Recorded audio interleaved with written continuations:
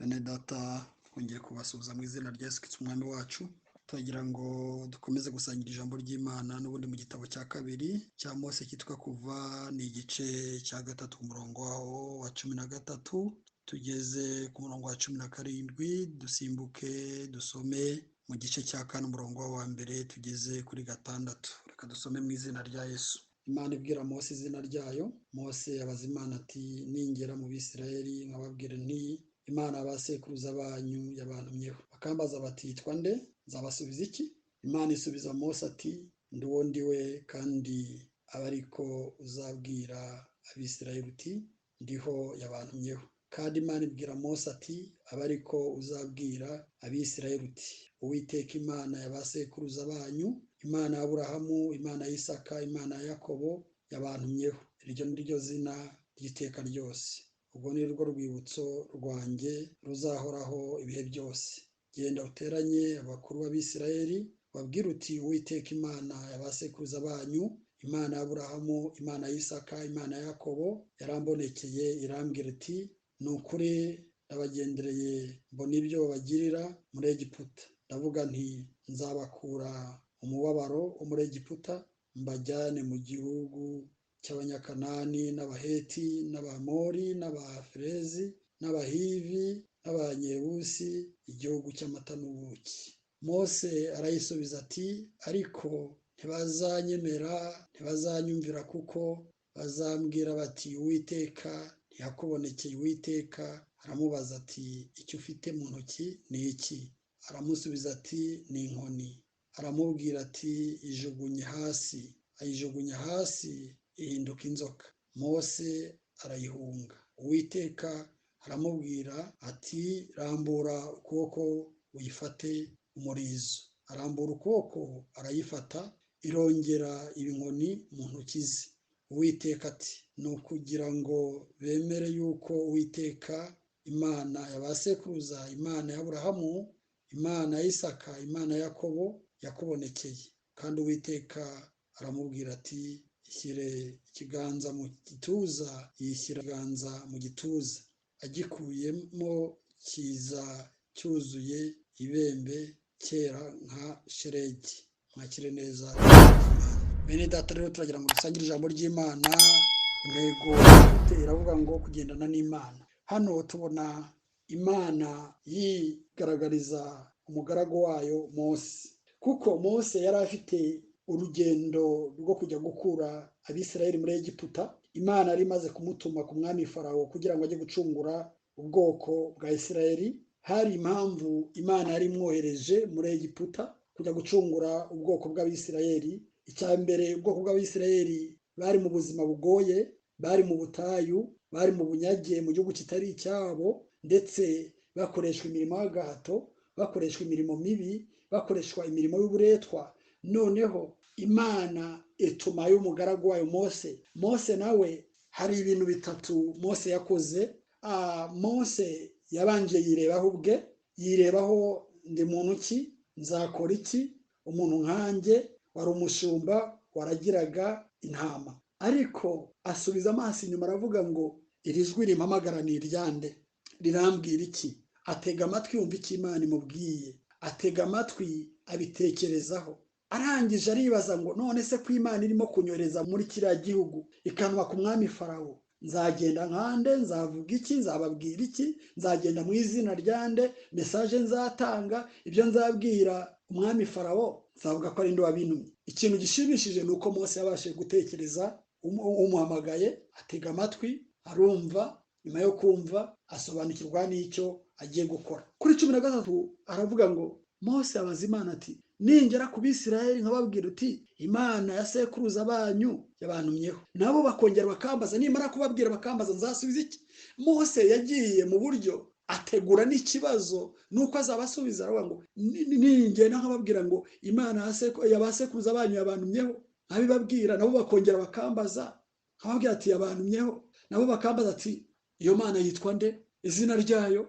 Tubona ikintu gitangaje. Imana yigaragariza Mose neza. Imana iramwibwira nuko azagenda, kugira ngo Mose azagende mu butware bw'Imana, kugira ngo Mose azagende afite icyizere, nawe yigiriye icyizere ubwe. Imana iramwigaragariza iramubwira ati uzababwira uti Imana isubiza Mose iramubwira ati ndi uwo ndiwe, ngo kandi abe ariko uzababwira, kandi abe ariko uzabwira Abisirayeli uti ndiho yabantumyeho. Imana ihoraho, Imana ishoboye, Imana y'igitangaza, Imana y'inyembabazi, Imana ikura umuntu mu butayu, Imana ikura umuntu ahantu hagoye, Imana ikura umuntu mu bucakara, Imana ikura umuntu mu bunyage ikamushyira mu kindi gihugu cye, kandi ikamukura mu gihugu cy'ubuhungiro ikamuzana mu gihugu cye. Uzagenda ubabwire ngo ndi uwo ndiwe. Ahangaha Mose yagize ikindi cyizere gikomeye cyane, kuba Imana yari imaze kumwigaragariza ikamwiyereka wese. Mose yagiye mu butware bwayo, Mose yagiye mu mbaraga zayo, Mose yagiye mu butware bw'Imana, Mose yagiye mu bushobozi bw'Imana. Mose rero byaramufashije bituma agenda mu butware bw'Imana. Bene data, hari ibintu bigoye abantu muri iyi minsi. Abantu ntabwo bazi aho bava n'aho bajya. Abantu benshi bari mu butayu kandi banatinzemo, no kuvamo byaranze. Bari mu butayu bw'ibibazo bitandukanye, no kubuvamo byaranze. Ariko ikibazo kirimo ntabwo barasobanukirwa, nta nubwo baramenya. Abandi nabo barimo bitaba bitandukanye. Bamwe bashobora guhamagarwa n'ababyeyi babo, abandi bagamarwa n'inshuti zabo, na Satani bashobora kubahamagara. Ariko hano tubona Mose abanza kubaza umuhamagaye, atega amatwi, arumva, arasobanuza. Nyuma yo gusobanuza noneho amenya icyo agiye gukora, Mose ashyira mu bikorwa.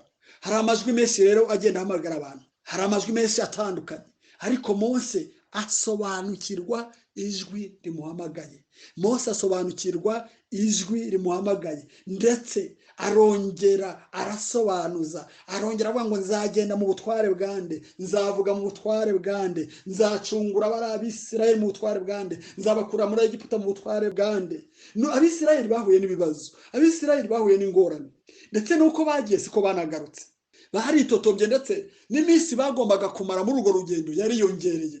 Yongera kubera iki? Nuko habagamo ubwoko bugenda bwitotomba kubw'ibibazo. Natwe turi mu isi duhura n'ingorane, bikadukura mu mwanya, ugahura n'ikibazo kigakura mu mwanya wari urimo, ugahura n'ikibazo kigakura mu kwizera, ugahura n'ikibazo kigagukura mu byizerwa. Urugendo watangiye ukarucamo kabiri nturusoze.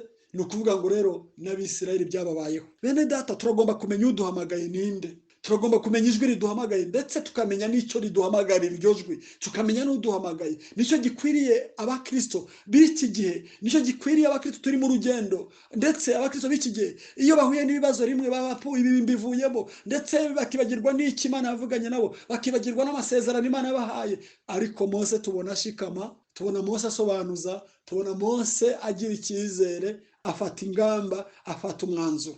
Kubera ko Abisirayeli bari mu bibazo bigoranye, Abisirayeli bari mu bucakara, Abisirayeli bari mu gihugu kitari iwabo, kandi bagombaga gusubira mu gihugu Imana yari yarabasezeranije, igihugu cy'amasezerano. Bagombaga kukijyamo byanze bikunze. Hano rero kuri 15, kandi Imana ibwira Mose, yongera kubwira Mose, bari kuzabwira Abisirayeli uti Uwiteka Imana y'abasekuruza banyu, Imana ya Aburahamu, Imana ya Isaka, Imana ya Yakobo. Iyo Mana yatabaye Aburahamu, Imana igatabara Isaka, igatabara Yakobo. Iyo Mana nije kubatabara, iyo Mana nije kutugirira neza, iyo Mana nije kugutabara, iyo Mana nije kugukura mu bibazo urimo, iyo Mana nije kugukura mu bukene urimo, iyo Mana nije gukura mu pfubyi urimo, iyo Mana nije kugukura muri za ngorane. Igihe umaze kuri uwo musozi kirahagije, nkuko tubibona mu gitabo cyo Guteka kwa 2 igice cya 6. Igihe umaze kuri uwo musozi kirahagije. Iyo Mana rero nije kugutabara. Igihe umaze mu butayu ni kirekire, igihe umaze muri ibi bibazo ni igihe kirekire, igihe umaze mu ngorane ni kirekire,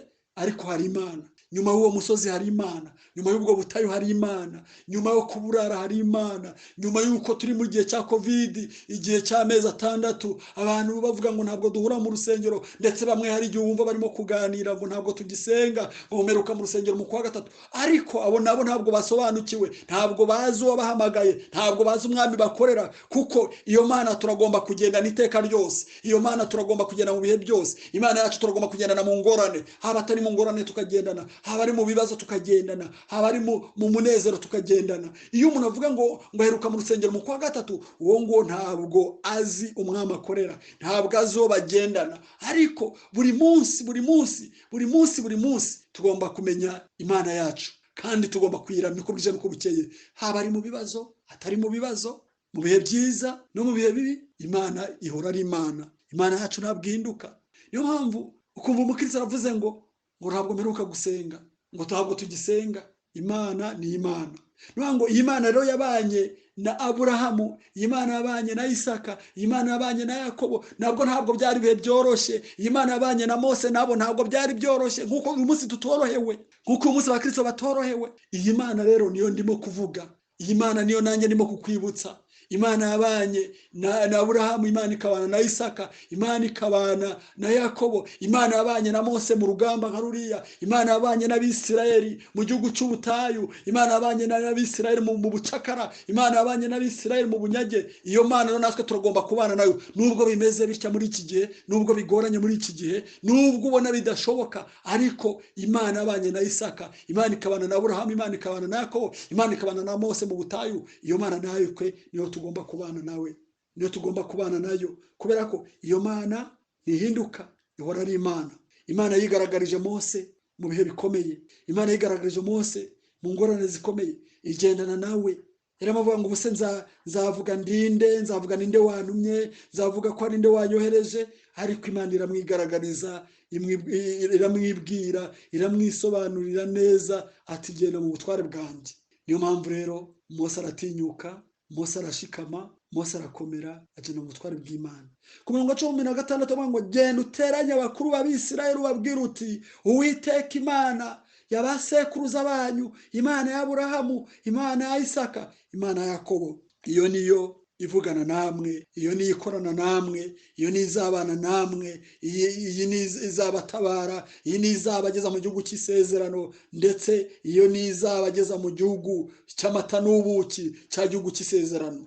Kubera ko ikintu gishimishije hano tubona Imana yari yaramaze gusobanukirwa ibibazo bafite, ngo yumvise kuniha kwabo, yumvise gutaka kwabo, yumvise ingorane zabo. Imana yumvise ibibazo by'Abisirayeli bari mu gihugu cy'ubutayu, Imana yumvise ibibazo bari bafite mu gihugu cy'ubunyage, Imana yumvise Abisirayeli ingorane bafite, ubukene bafite, inzara bafite, inyota bafite, ibibazo byose yari yabyumvise. Ngo ndavuga nti manuwe no kubatabara, manuwe no kubakiza, no kubakura muri ibi bibazo. Ndavuga nti nzabakura umubabaro wo muri Egiputa.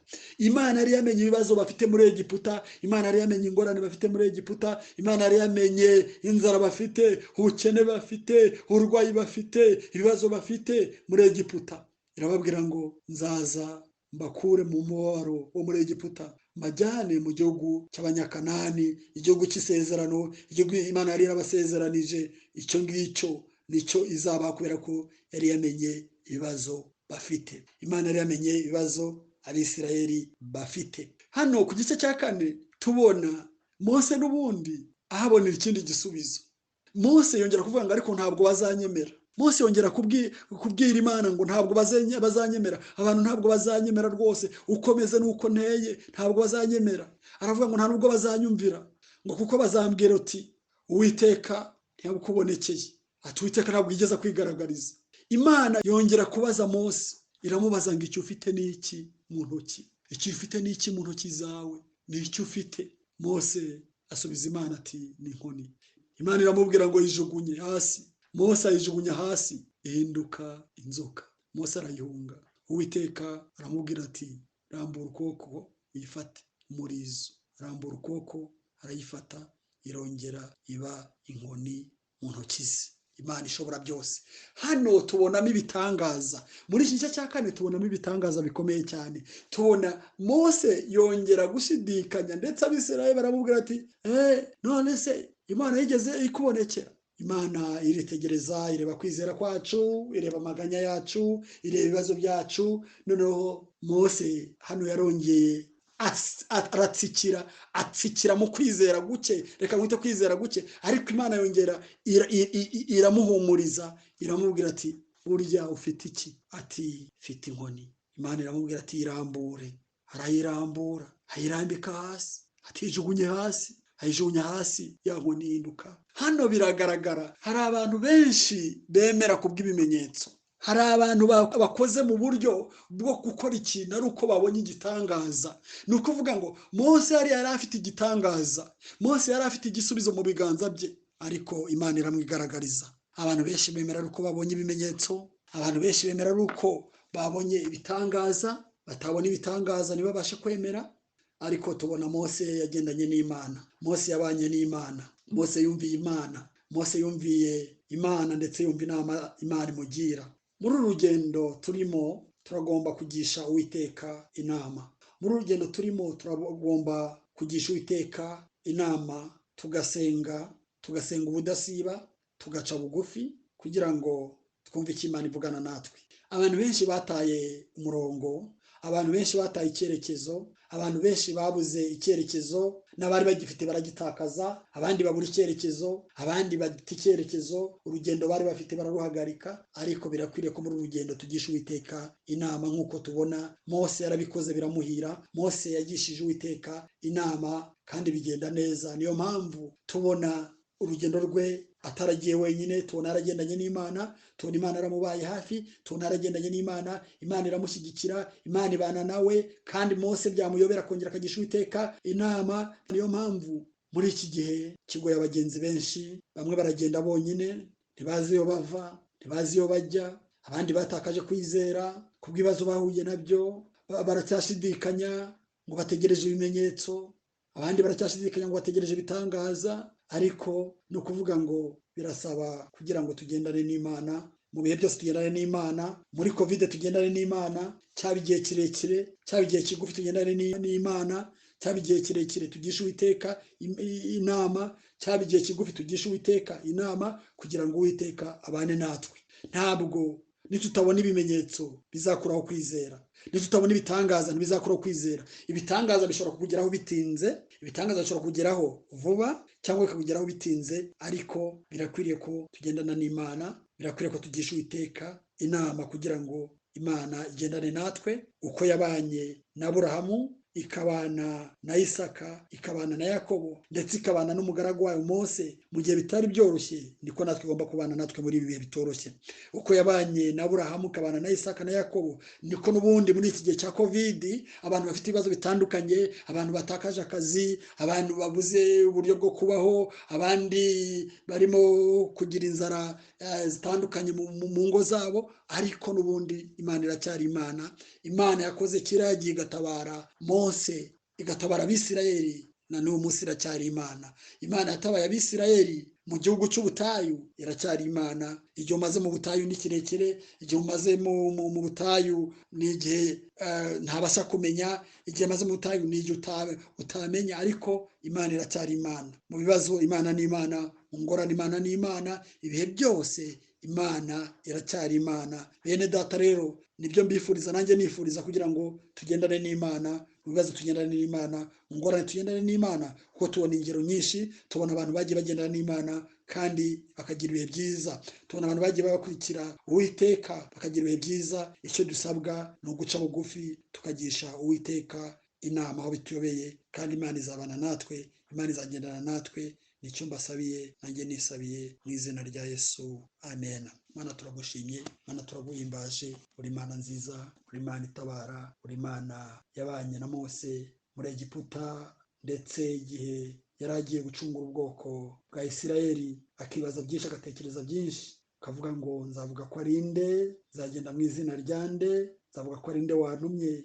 Asubije amaso inyuma, asobanukirwa, ndetse asubira inyuma, agisha Uwiteka inama. Uwiteka amugira inama, ugenda ubabwire ngo ndi uwo ndiwe, ndi Uwiteka, kandi genda ukoranye abakuru b'Abisirayeli bose ubabwire ati nzabana namwe kandi nzabaha igihugu cy'isezerano. Mana rero tujya duhura na byinshi, tugahura n'ingorane nyinshi, abantu bakava mu byizerwa kubw'ibibazo bahuye nabyo, ndetse bakava mu byizerwa kubw'ingorane, kubw'ibibazo, kubw'igihe kirekire bamaze mu butayu, ariko tubona warabanye ndetse na Mose, ubana n'Abisirayeli kandi ubagirira neza. Niyo mpamvu natwe icyo dusabwa ni uko tugendana nawe, tukagukurikira, tugakomaho, kandi tukamenya ijwi riduhamagaye, ndetse tukumva n'icyo ritubwira, icyo tugomba gukora. Ibyo dusabwa kugira ngo tuzabashe guhabwa ingorane zihoraho. Turakwinginze rero kugira ngo ukomeze kubana natwe, tubisabye ku bwa Yesu Kristo umwami wacu, amina.